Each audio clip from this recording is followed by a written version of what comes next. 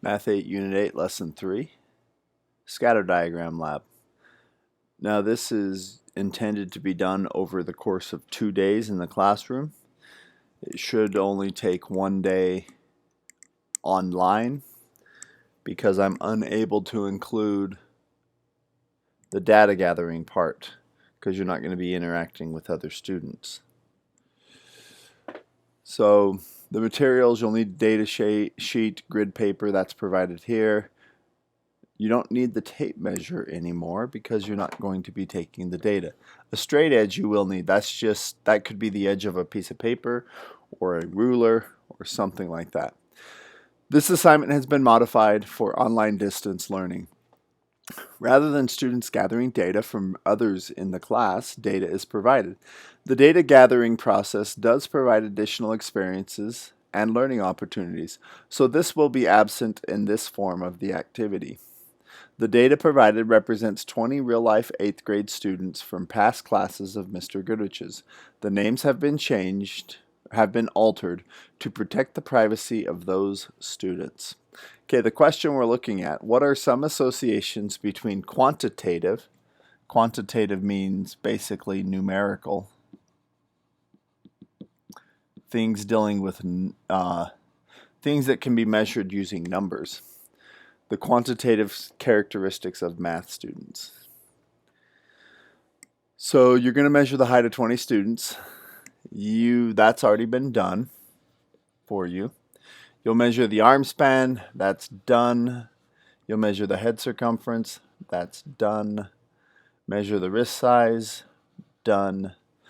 On the provided grid, make a scatter diagram showing arm span Y. This is where you get your information to know which goes on the y-axis, which one goes on the x-axis, and height, x, there's your x-axis. So on that page, you'll have height on the x-axis and arm span on the y-axis. That's how you'll know. F, on the grid provided, make a scatter diagram showing height versus head circumference. And on the grid provided, make a scatter diagram showing head circumference and wrist size. And there are 3 grids. They're already labeled at the top. You have to look at those labels. Answer the questions in the analysis section. Okay, here's the data that's provided for you. These are 20 of my former students. However, I did change the names. These are names of characters from various TV shows like Allison Blake, Arthur Nelson, Lex Luthor, Lois Lane, Clark Kent, Pete Latimer, Peter Parker. There's a lot on here. Maybe you recognize some of those names, but you're going to take the information here, the height, the arm span, head circumference, and wrist size, and make some graphs. Each of these plotting some points. The first graph you come to in your packet is head circumference versus wrist size. And on this, remember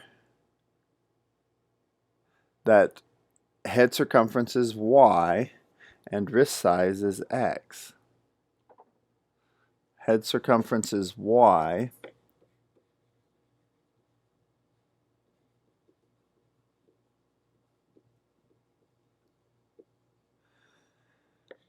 and wrist size is x. Okay, this is height versus head circumference and arm span versus height. These will take you some time to do. You have to plot 20 points each.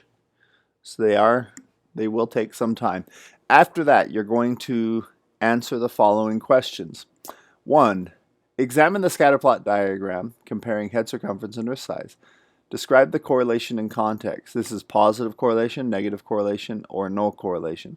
And then a sentence describing it.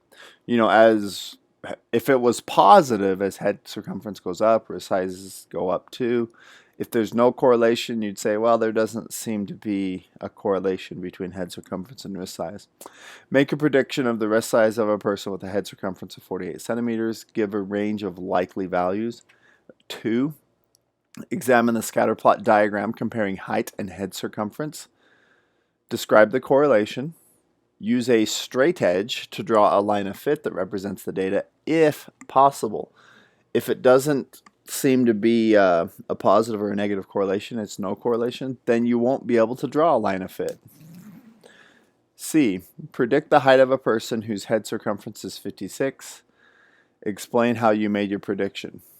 Okay, if you're able to draw a line of fit, then you use that to make your prediction. If there is no line of fit, you use the shape of the data to give a range of possibilities for your prediction. Maybe give the most likely size based on your data. And predict the head circumference of a person who's 183 centimeters tall. Same thing there like you did on C. Number 3, this one's all about arm span versus height. Describe the correlation. Use a straight edge to draw a line of fit, and then you're going to pick 2 data points on that line you drew, get the slope of the line, and then on part D you're going to write the equation of that line. And that's actually leading into what our next lesson will be in a couple of days. E. Use the equation to predict the arm span of a person who's 200.7 centimeters tall. That's the average height of the players of the NBA for 2000 to 2001 season. Be sure to show your work. And F. Use the equation to predict the height of a person whose arm span is 190.5 centimeters. Be sure to show your work. Alright, so as I said, this is a 2-day activity. Really, day 1 in the classroom would be collecting the data, and day 2 I would give you time to analyze and answer the questions. You will just be given 2 days on it, and it should only take you 1 day. Remember, if you have questions, to join my Zoom meeting at 9:30 to 10 a.m. any day. Thank you for watching.